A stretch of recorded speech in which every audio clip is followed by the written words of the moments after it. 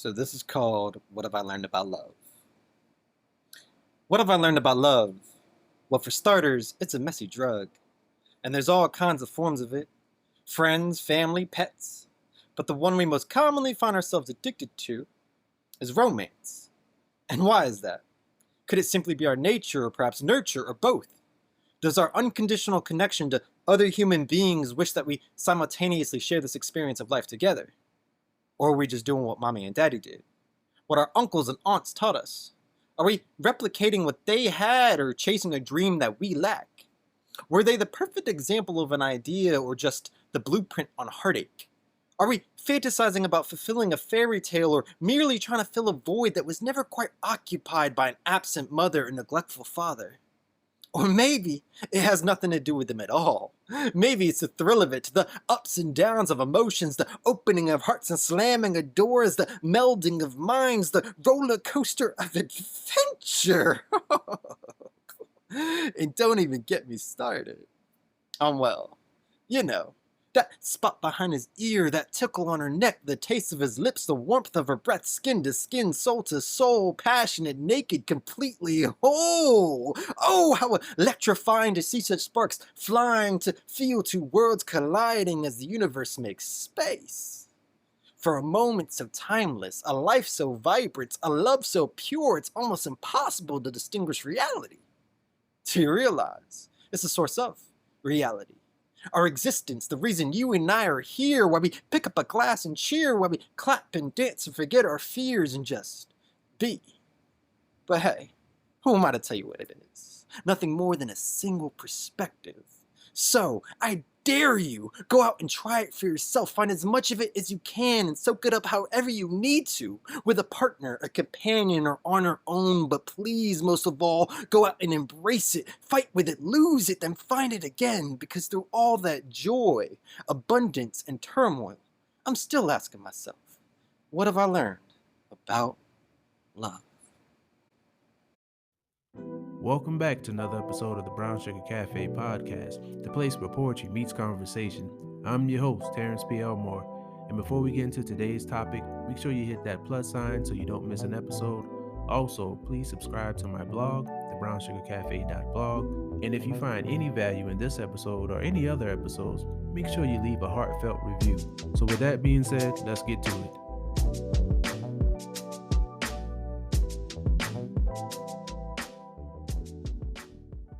Nice. All right. So go ahead and introduce yourself. Yeah, well, thank you, Terrence.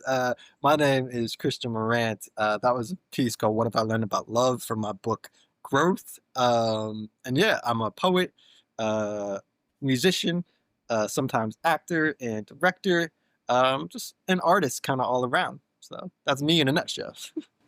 All right, man. First, I appreciate you coming on the show, taking the time out. Really appreciate that. That piece you open with, not to be biased, but my whole movement is around love. So pretty fond of that piece. What was the inspiration behind that? Oh man, that's a great question. The one, it's obviously about love, but what comes with that, right?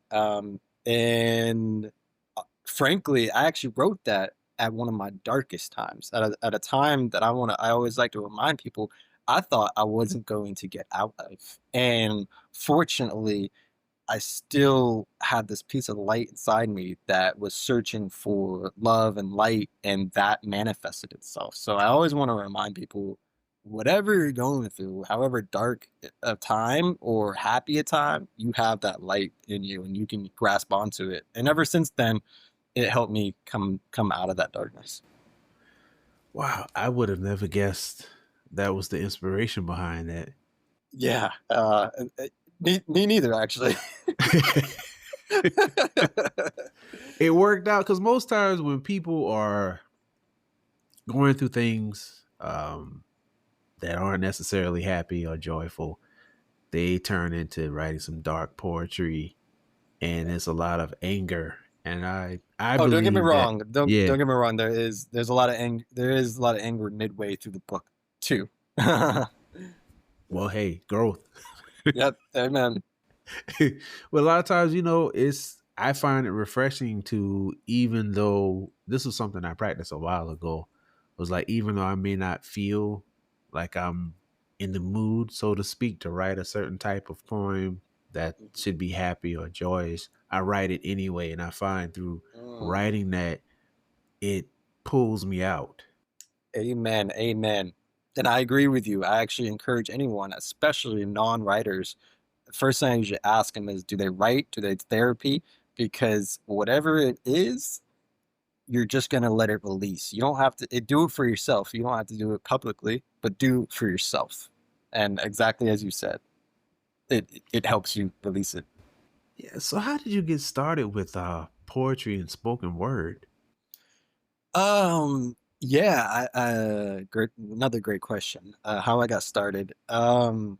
Well, I come from a family of musicians, so I'm really grateful for that. However, I always struggled to find my footing in the family, and I was in the tech world for a long time, computer programming and doing all kinds of stuff. And um, I finally wanted to find how to like.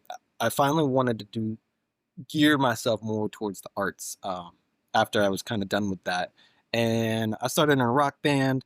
I was like, I'm gonna rap on this rock band, and that was cool, called Noisy Boys, but it wasn't. That was like party music. And then I finally was like, I still have something else that's calling me, and I wanted to be able to be heard for my voice.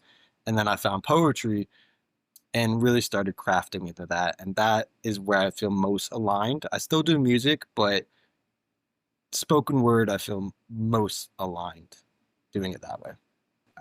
Recently saw you perform live at the Soda City Poetry Festival, and your performance, you did something. I don't know. Should we talk about it? Very unique. I don't Yeah. spoil. Okay, spoiler alert. But you had on multiple T-shirts. First of all, how did you pull that off? Because it didn't look like you had on that many T-shirts. Yeah, it was it's thank you for noticing. Thank you for the love and kindness towards it. So first of all, it one all the shirts are black. So they blended into each other. And I love talking about it because I think it is something unique. So what you're talking about is my piece called Stage Presence, and it's a poem I wrote the end of February this year, and filmed and released by April. So less than a 2 month span. And when I got done writing it, I knew I wanted to do something different with it. And I intentionally never performed it live myself prior to filming it. Because so I the film itself includes 20 of my incredible other poet friends in New York City, and they help bring this video portion to life. And so after that, I was like, okay, how am I gonna? I want to start sharing this. How am I gonna start performing it myself? Because I'm not gonna always have an ensemble of 20 poets with me. Yeah. So yeah, so I started thinking. I was like, well, how do I bring that energy to the stage? And fortunately, I created the shirts that were in the video, and I selected a few of the props, not all the props from the video, and just found a way to incorporate them as one person on them, like pens and flowers and certain things that I could utilize in like a small bag.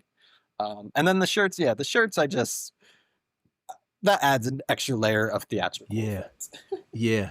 And man, I'm just gonna be honest. I knew that it sounded familiar, but it didn't click that it was stage presence. Yeah, And thank now you. it makes sense. Yeah. Yeah, it's Wow. it's it's it's wild to connect the two. Yeah, so stage presence, Mhm. that production, 20 poets, Yeah. you put that together yourself. Let's talk about that. Like, Yeah. what was the inspiration behind that? How did you put it together? Your experiences while doing this. Have you ever done anything that large before? No, so to answer that question, no, I have not done anything this large. And that's the crux of it, right? Every time I start doing these large projects, when I get done, or when I'm starting them, I say I'm never going to do them again, and then I do them again because it's the result that is so beautiful. Um, But so what inspired it? First of all, not only 20 poets, but also music accompanied by my incredible, incomparable friend Christina Leese. Oh The yes, the love the her. yes, the production. I thought she was only going to do harp and piano, and she took it in a whole. She did the entire score and made it everything it is. It would not be the same without her. So I got to give her mad love to her for doing that. Um, so what inspired it? Well, I've been immersed in from South Carolina and the poetry scene, but I also immersed myself in the New York City scene. And I started, being welcomed and felt great part of the community. And then a lull happened and I started feeling displaced. I started not feeling part of the community. Um, and this was a low point. And with that feeling, blossom stage presence. And so the essence of the poem itself is the vulnerability, the performance anxiety that a performer goes through, the fears, the challenges, the confidence, the praise, the all of those different dynamics. So that's what stage presence is about. So it's really an ode to artists and what we go through. And it was very happy. And just a little bit more about it is while I was feeling disconnected, which was a lie I was telling myself, it actually turned out to be even more part of the community because they all showed up and they made this thing happen. So it was even more of a testament that, hey, you are a part of this and we all love each other. So um, I never did anything that large, and I'm very happy how it turned out. They were all really excited, and I'm just really grateful. It's honestly probably I think going to be my proudest piece of work that I'll ever create. Beyond, I'll continue creating, but from a community aspect, and what we achieved, uh, my heart will forever be like content with that process and what was created. Yeah, that was and I'll have the link to the video in the show description. Yeah, that was really dope. And you being a musician, I mean, it was only right to have music incorporated. I know you play the guitar. Do you play any other instruments? I used to play drums when I was younger, but being an adolescent, I rebelled, and now I regret that. No, so no, I just play guitar. Okay, so what led you to the guitar? And Um, you know, what it happened to the just drums? I think well the drums are just rebellion. Guitar, Yeah. I just easier to do. I mean, long fingers. It was just something I was jamming. My friend Josh, who was in my band, he also played guitar, and I think it was just cool. I don't actually ever really remember.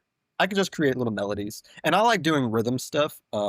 Instead of like Uh, lead stuff. So I'll play the same thing over and over like 20,000 times and let somebody else do lead. But I don't do that really often, like live. That's more like in recording process or something. your book growth. We touched on it a little bit.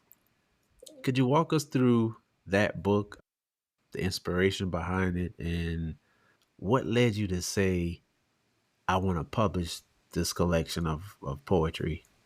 Yeah. Well, I'm sure just like you in your books, you got to share what's in your heart, right? Yeah, yeah, yeah. Yeah. Yeah. So, I think that's what's leading to it. Whether it's books or dance or visual art, we have this thing that we want to share with the world and feel related. But the book itself, um, it kind of just happened. I realized over the years I was journaling or writing different documents. I didn't know it was going to be a book until around 2020-ish, realized I was like, oh, I have a bunch of different poems and things I've written just as a hobby. Let me see about compiling it. And then when the music thing wasn't really working out as well in the rock band, I was like, okay, let me let me compile it. And then I drew the cover myself actually. And then I digitized it to do the color. And then all the culmination of the love and the darkness just led me to being like, let me call it growth. And then that's how that kind of came about. If that answers your question. Yeah, that does. That does. That's a perfect title Thank you. for that And there's because also actually I've never really said this divulge this, but there's three meanings to the to it, right? So the cover is a display for those listening. The cover is a display of like a light blue background and a green kind of beginnings of a green leaf flower, which is the monstera, my version of monstera, and the bottom is brown soil. And so obviously it's evident that something's growing. But beyond that, there is some kind of darkness in the soil, right? So this represents like the darkness, and then there's like an alcohol bottle and pills and that cancer, right? So it's the darkness. So out of the darkness, I wanted to display that we can still grow light. Um, and that was so that was one that was a second that was one analogy. The third one is also and years ago, I had lymphoma. And so another word for something that's cancerous, right, is a growth. So that was the third entendre. I was kind of go with it. That third one is a really loose one that many people don't know about. But yeah. that's kind of another tidbit I've never said on air. Oh man, well I appreciate that you Yeah, sharing that with me and my listeners. of course. Hey, you have a strong sense of community. I've noticed that with talking to you in person, us communicating online, even things I see you in. As a matter of fact, a week or two ago, like right after we scheduled this this recording, my cousin sent me a video, um, locksmith, and you were in the Yeah. car. And I was like, "That's Christian in the car." How? Oh, What? What? Okay, is there like a full video to that? Like, please explain how that came about. yo, I'm so happy you brought this up, man. So, shout out first of all. There's bunch. I think he uses a bunch of mini clips from that. So there are more clips that you can find on his Instagram page. Um, but shout out to Locksmith. So if you know about lyricism and poetry, Yeah, he brings so much substance. And that is one of the most incredible experiences. If it's the clip I'm thinking of, actually all of the clips from that day I was losing my mind. I lose my mind, yeah, yeah. and when I enjoy myself when I hear that substance and I lose my mind. I give it my all. Um, so shout out Locksmith. He just happened to be in New York, and he was doing his car interviews to showcase his new project. And I was like, hey, he was looking for people. I said, hey, I'm available. And so he gathered people together and they said that you can bring one or two friends. And the homie who's with me is Storyteller Gordon. Shout out to him too. I recommend checking his work out. He's an incredible storyteller, hence his name. And he didn't know Vlogsmith. He was just like, I'm gonna come along and see what this is about. And he was absolutely floored I saw with it the in his face. experience. Yeah. Exactly.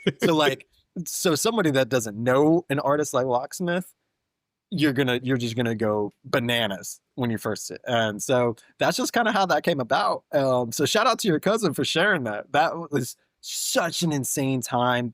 So that's from those videos are from his recent album Wine and Circus, which is out now. Another phenomenal piece of work. So that's how that came about.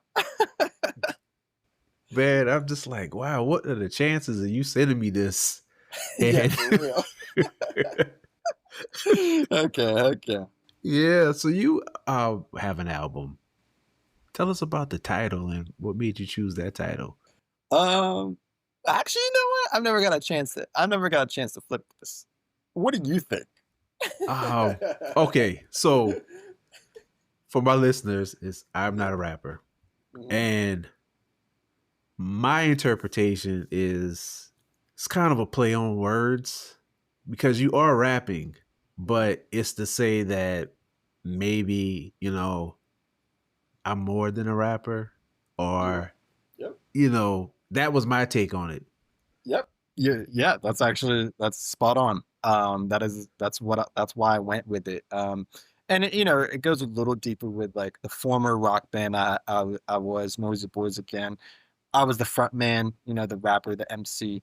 But I think traditionally speaking, um, sometimes rap can be misconstrued for like maybe just party music or Mm. hype stuff versus some of maybe the really cultural and lyrical stuff it started out as or that we have today. Um, and so I personally just don't identify as like really a rapper more than a lyricist. Um, Mm. Yeah. and then also a poet. So, and then the title track, I'm Not a Rapper, off the album, it's about that. It says, I'm not a rapper, I'm a lyricist with emphasis on every word I spit. Because if you forget this, because I'm not a rapper, I'm a poet, always focused and devoted to my passion long before I started rapping. So, there's that juxtaposition of that, like you said, play on words. Um, and but I also, on the tail end, I don't ever want to ignore my music side of me and my family. So that's why I try to keep these worlds together, even if they're separate. And that's where the album comes from. And it's a live album as well. So yeah. Yeah, let's talk more about music and the music side of your family. And I think we'll jump into the book you illustrated. Mhm. I believe, well, excuse me, I Belong. You illustrated a book your father wrote. What was that experience like, man? Yeah, there's a lot of the music or the book. Which one first? Man, whichever way you want to start, because it's all tied together. Yeah, yeah, yeah. It really is. Okay, yeah. So the book, man, I belong. That is one thing I always say. Um, you have your goals in life, right? Some things you achieve, some things you fail at, use some things you just try. This is one thing I did not see coming at all.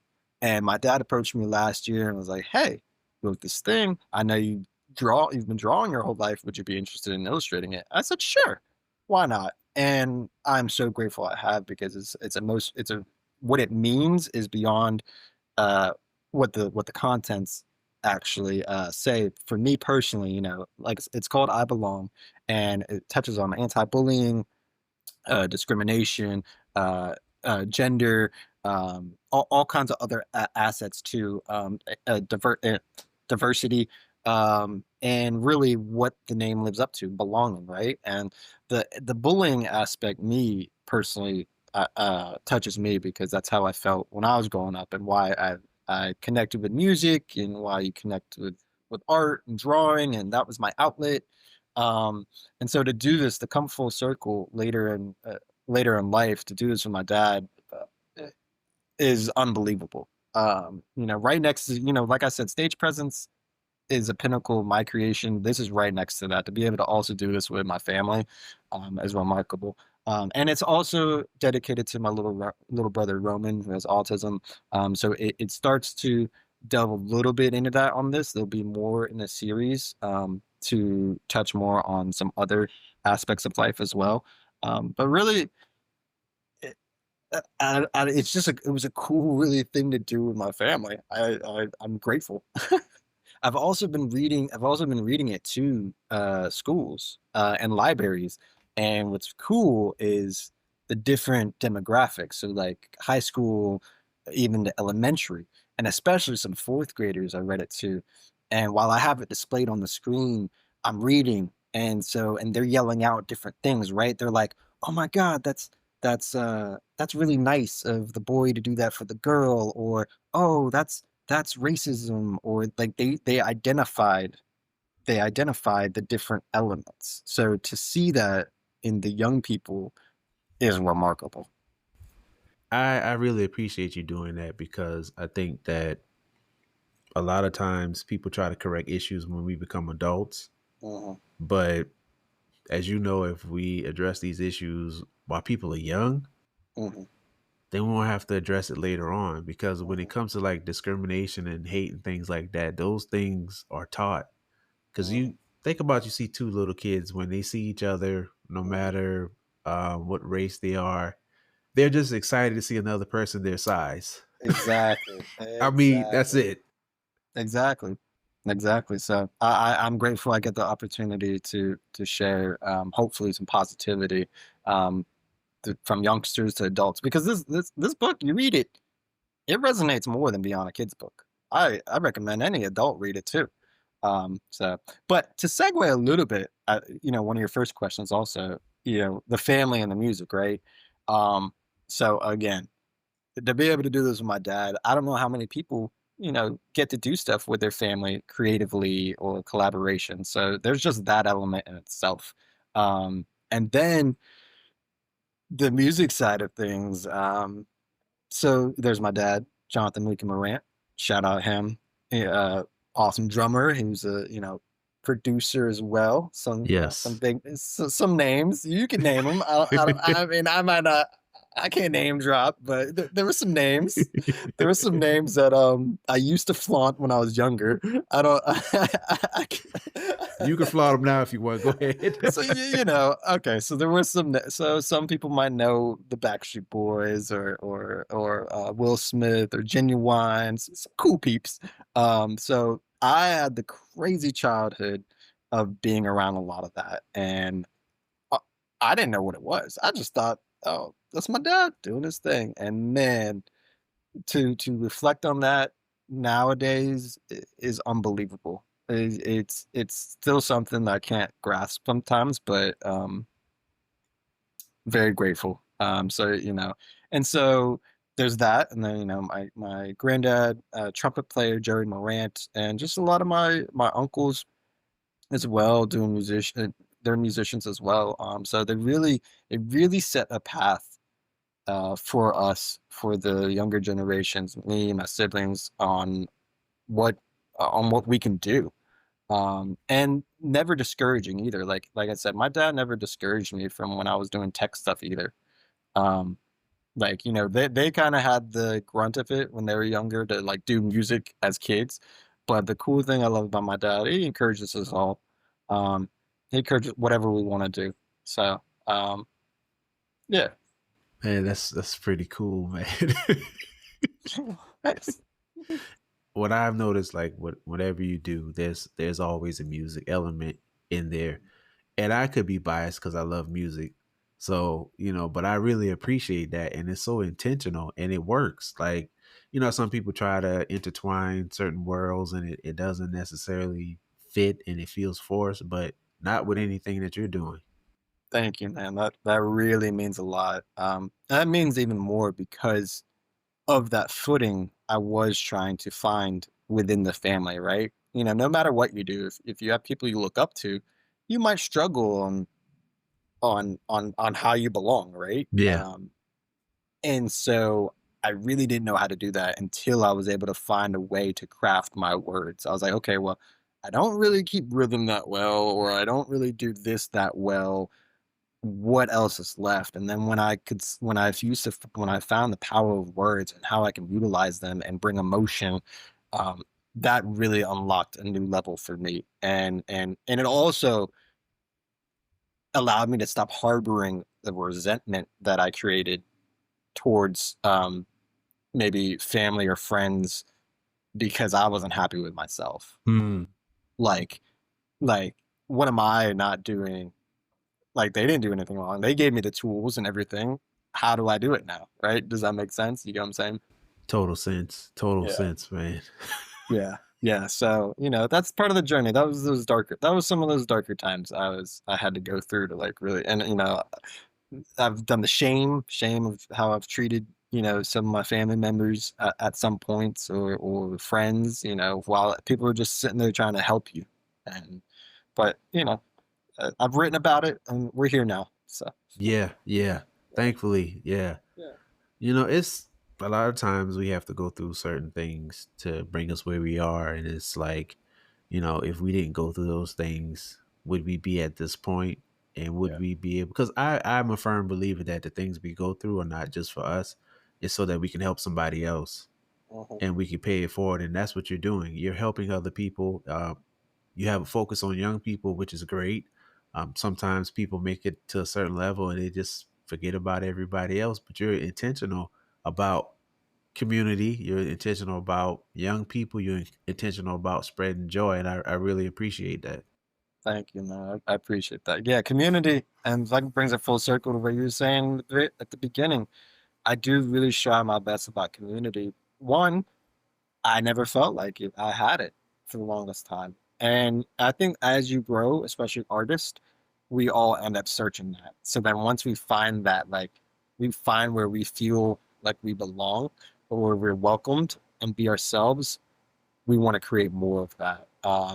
And it's feeling more in alignment nowadays that like, from stage presence to the new project, like there are more people coming around me, and I feel and I'm going around them as well, and the community is happening, and it's wild to kind of accept, but I'm grateful for it, and I hope it continues to build, and more projects. The more projects I do, I want to incorporate more community. I want more people on bigger films or bigger music videos or anything because it's not about me. It's about us. Speaking of projects, you just recently released your single "Snapping." Congratulations. Yeah, Let's talk thank about that. you. Oh, okay. So yeah, let's talk about that. Hold on, no, you talk about it, and then I'll talk about it. I love it. First of all, I like the cover art for it Thank you. with the hands, Cool. but I love the flow. Obviously, I love the beat. I love the message. What was the inspiration behind that, and what made you release that single at this point in time? Yeah, great questions. First of all, I'm glad you love that cover art, man. It took me a minute to figure that out. What's so there's a couple of factors, right? And I'm sure you're probably aware of it because you understand the album came out last year. So I'm Not a Rapper came out last year. And so snapping is like a juxtaposition to that, right? Because I was like, well, I guess I can rap. So let instead of avoiding it, let me step more into it, right? But I also want to continue bringing some sort of substance. And so I continued on with kind of the narrative of like, well, let me make sure if I'm gonna rap, ensure that people know I'm still a poet though. Like I still ground myself in poetry. And so it just well also the beat itself came from Michael Duff. So Michael Duff, Okay. shout out the producer uh, here in Charleston. He I heard the beat just online and I told him, yo, and we're good friends. Uh, I started writing to it and this thing just happened. And then the title itself uh, is also a play on, what happens in hip hop or really anywhere where anybody's really good at something, right? They snap. That's like a Yep. that's the thing. Someone says, "Oh man, that person snapped on that" or whatever, right? But it's also an entendre on what poets do when they're performing, right? Instead of clapping, we Yep. snap, right? That's our way of applause. So you take that whole thing, you bring it together, and you got snapping. And then from the music video element, again, I didn't want it to just be about me. Um, and so I brought again another group of homies from the poetry community to be with me on the video because I wanted to be like, yo, we're poets, we're representing, and it was just a fun hype vibe. And I'm over the moon with the response it's getting. I'm super grateful again. A lot of work went into it, but I'm super excited. It's also my first dual city production. Um, Oh, yeah, okay. so half the video was shot in South Carolina, in Charleston, and then half the video was also shot in New York. And so I had two cinematographers working together, and then I edited it. And so, sorry, that's a long-winded explanation of how that No, came that's together. great. But I am really excited because it's another piece of work that I'm proud of. So yeah, that's it. I was like, let me step into the bag a little bit. Nice. Thanks. One more thing. I'm sorry, but the No, cover go ahead. art, the cover art. Yeah. Most of the material I filmed and created the night of the New York scenes. However, I forgot to do the cover art. So fortunately, like a week later, we were all happened to be at the same event. It was a rooftop event, and before the host began, I gathered everybody. I said, "Hey, I need y'all to do one thing for me. Put your hands up in the air because I have this idea. And just put them in like the snapping formation. And I had the photographer happen to be there. And that shot is the first shot he took. It, he took like 30 other shots, but I picked the first one. And then the rest is history. So, Wow. yeah. Hey, you just always seem to be bringing people together to create something dope, and you catch it on film, whether it's video or photography. What led you to producing these particular projects? Like, I could tell you have a passion for it just by how you talk about them, but even how everything comes together, where did that come from? That is a good question, actually. I don't know.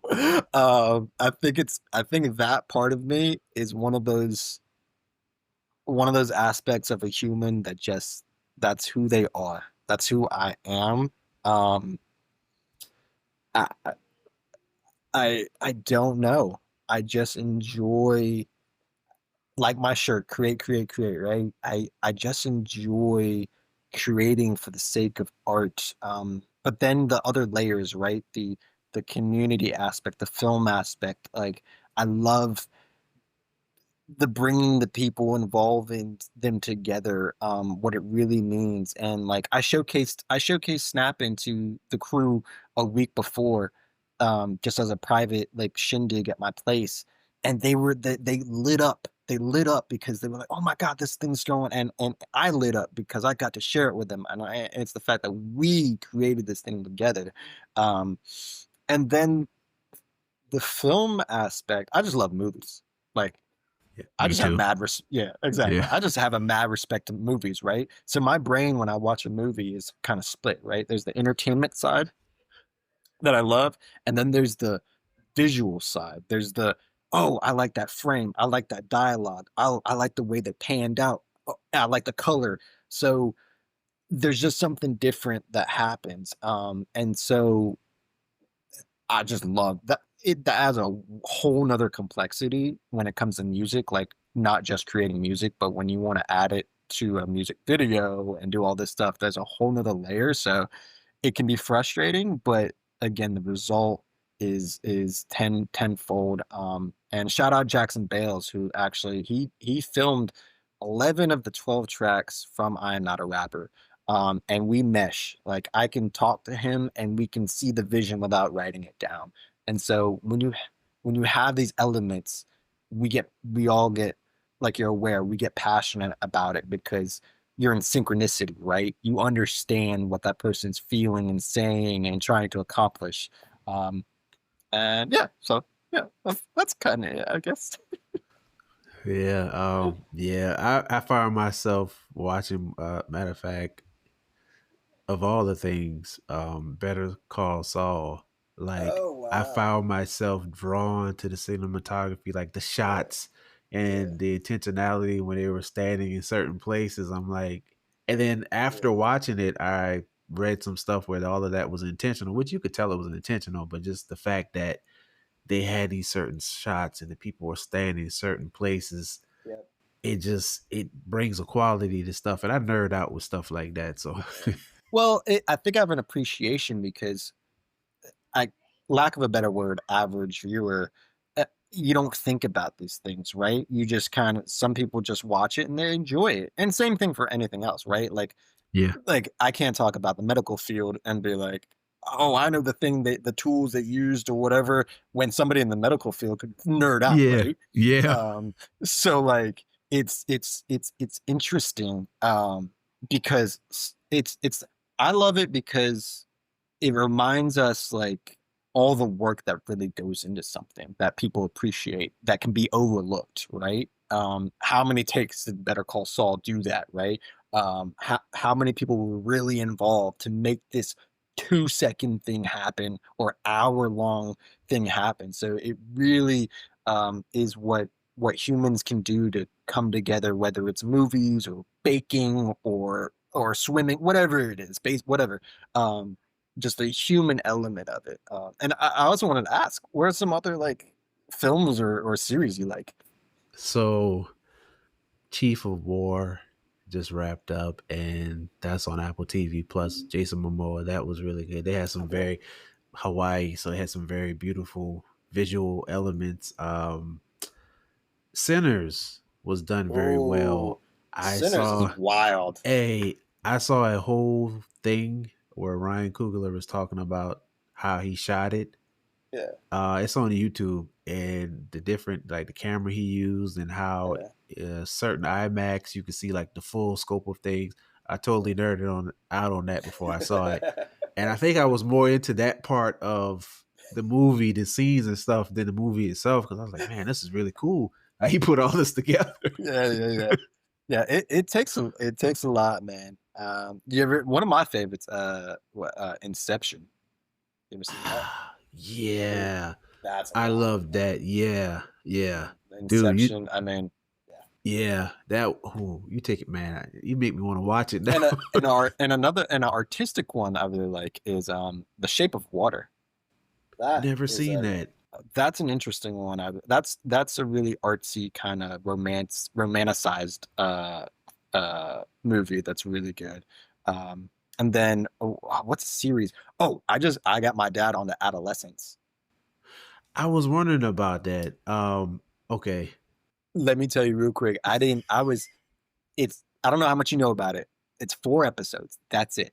that's it. Okay, And I won't tell you much. They're hour long, but I didn't realize until about 30 minutes in.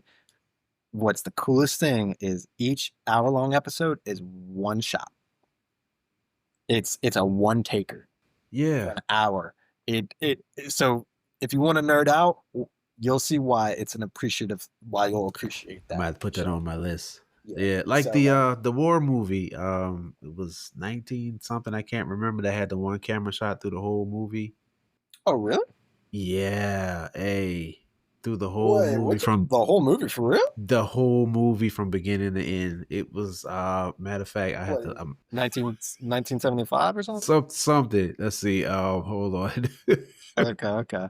Because that sounds really dope. Yeah, But again, to bring it full circle, the work that goes on, right? So for one episode, the first episode, I think, is take 9 or 19 of adolescence. Like, and they prepared for months to do these things.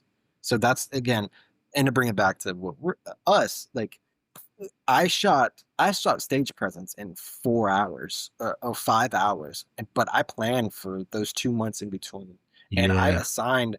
They didn't. They that was another thing that felt beautiful. I felt in my element, right? I've done stuff in front of the camera and behind the camera. That day, these guys trusted me. They weren't really familiar with how a film set goes, and I locked in. I said, you, and you do this line, you do this line, this person does this line, and they were like, I was like, do it like this, do it like that, and I felt in my director bag, and it felt really good, and they trusted it, and they loved it, and that again, when it comes all full circle, and everything works, there's nothing more beautiful.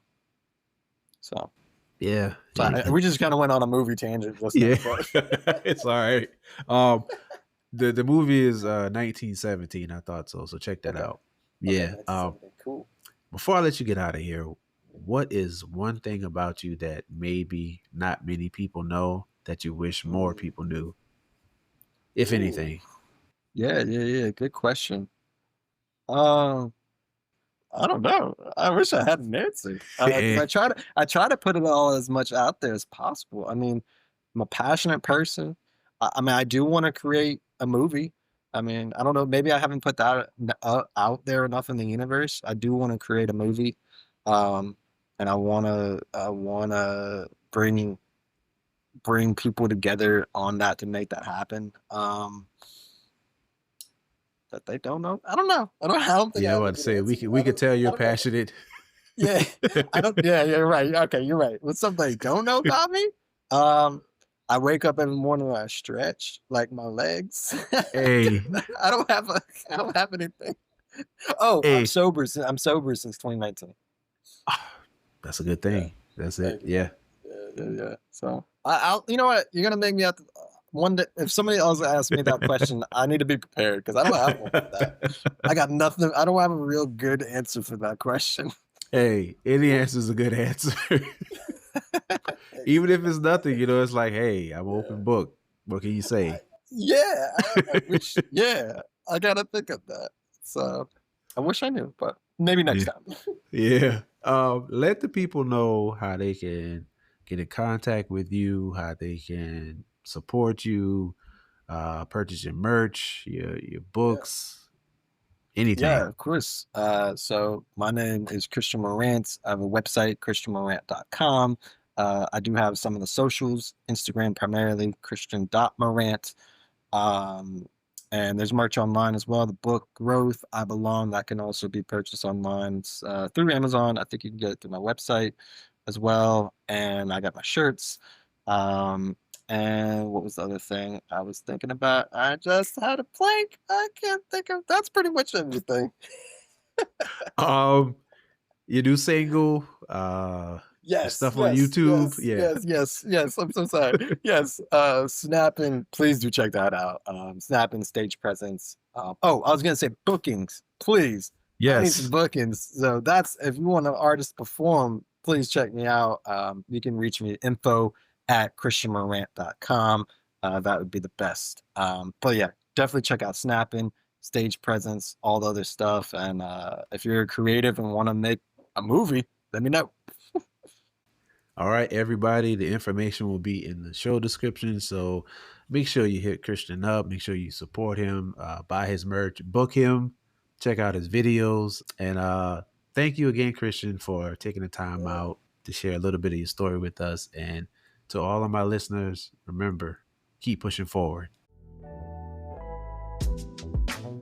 Thank you for tuning in to another episode of the Brown Sugar Cafe podcast. Once again, I'm your host, Terrence P. Elmore, and this is the place where poetry meets conversation. Hit that follow button and turn on your notifications so you won't miss an episode. Check out my blog, thebrownsugarcafe.blog. Also connect with me on Instagram at thebrownsugarcafe. Hope you enjoyed this episode, and as always, remember, keep pushing forward.